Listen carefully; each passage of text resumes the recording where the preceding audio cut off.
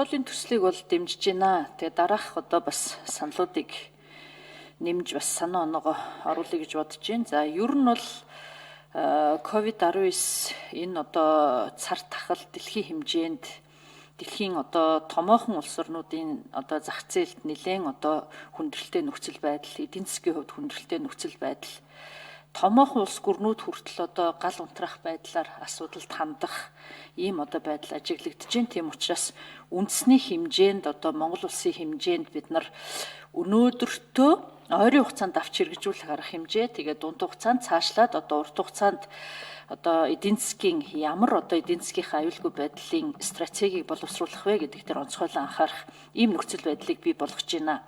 Тийм учраас хамгийн одоо чухал зүйл бол иргэд маань яг энэ хүнд нөхцөлд сэтгэл санааны хувьд одоо амар амгалан тайван, за тэгээд одоо хамгийн өдөр тутмын хэрэглээ болсон хүнсний аюулгүй байдлыг хангах, хүнсний хэрэгцээг одоо нөөц бий болох асуудал дээр хүнс удаа аж ахуй яам засгийн газар маань онцгойлон одоо анхаарал ажиллаж байгаа.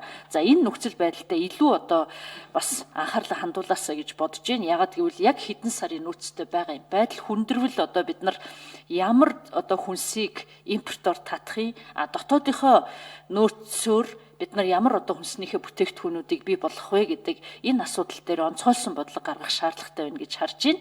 За тийм учраас би юу гэж хэлэх гээд байна вэ гэхээр уул уурхай одоо юу гэдгийг нүүрснийхээ одоо экспортын асуудлыг яаж шийдэх вэ гэдэг бодлого явахын яг зэрэгцээгээр ялангуяа хөдөө аж ахуй тэр дундаа одоо хүнсний үйлдвэр одоо наад захын одоо хэрэгцээг хангах хүнснүүд дээрээ бид нар нөөцийн одоо бодлогоо улам тодорхой болгох хэрэгтэй байна. За олон гишүүдийн ярьж байгаа ялангуяа малчид хөдөөний одоо иргэдийн маань онцгойлон одоо ганц орлогын их үүс сурвалдаг энэ ноолуурын бодлого дээр улаан сайдын ярьж байгаа асуудлуудаа илүү тодорхой болгох хэрэгтэй байна. Иргэдэд бол хүлээлт үүссэн байгаа. За ноолуур маань одоо 100 мянга хүрэх юм байна гэд.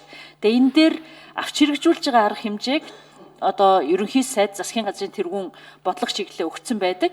Түүнийг хэрэгжүүлэхэд доор нь ямар нэгэн байдлаар нуглаа юм бити үүсээсээ аль болохоор иргэдээсээ боломжийн үнээр энэ одоо ноолуурыг нь авах тал дээр засгийн газрын одоо гарах шийдвэрийг илүү тодорхой болгож ажиллах шаардлагатай байна гэж бодож байна. За ипотекийн зээл болон хэрэглээний зээл бол иргэдийн дунд одоо нэлээд өргөн байгаа. Эдгээр одоо зээлийн хүүг бууруулах байдаг юм уу? Эсвэл одоо зээлийн төлөгдөх хугацааг царцаах байдаг юм уу? Энэ чиглэл дээр ирнэ засгийн газрын тэргүүнээс өгсөн бодлогыг, ерөнхий сайдын өгсөн бодлогыг илүү тодорхой болгох чиглэл дээр бас нэг тодорхой шийдвэр гараасаа гэж ингэж бодож байна.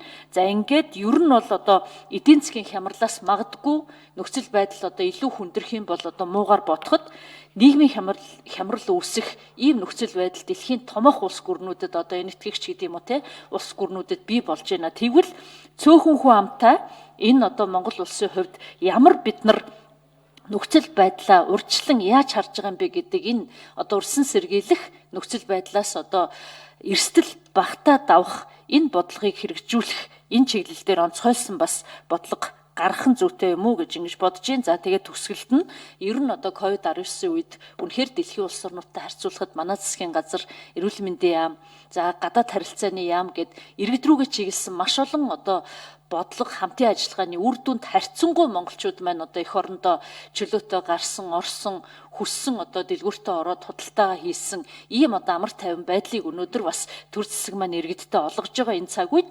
назгаарахгүй байх, хариуцлагатай байх, эрүүл мэндийн яамнаас өгж байгаа мэргэжлийн байгууллагуудын өгж байгаа зөвлөгөөг дагаж мөрдөх тал дээр ард иргэд маань сэрэмжээ бууруулж болохгүй. За магадгүй цаашлаад бас гадаад харилцааны бодлогод нэлээд өөрчлөлт орох ийм одоо зайлшгүй шаардлага гарч ах шиг байна. Аль болохоор улс орнуудад одоо олон улс орнуудад амьдарч байгаа иргэдтэй бид нар ямар тусалцаа өгөх юм бэ? Эх орондоо авчрах болцоо нь юу байгаа? Авчраагүй тохиолдолд одоо Монгол улсын гадаад орнуудад амьдрал сууж байгаа иргэдтэй бид нар ямар одоо дэм дэмжлэг үзүүлэх юм бэ гэдэг дээр бас нэг ер нь бас бодлогын одоо төсөл явж явах шаардлага үүсэх одоо эрсдэл бол харагдаж байна. Энэ чиглэлд бас анхаараасай гэсэн саналыг хэлхийг хүсэж байна. Тэгээд төгсгөлд нь үнэхээр цагаан одоо нөмөрхтөө баатруудтай баярлалаа гэдэг үгийг бас иргэдийнхээ өмнөөс дахин хэлэх ёстой. Өнөөдрийн хүртэл одоо сайн мэдээтэй ажиллаж байгаа энэ нөхцөл байдлаа ер нь дэлхийн улс орнуудад тэр пик хэмжээндээ хүрэх тэр одоо хугацаа хүртэл хадгалаад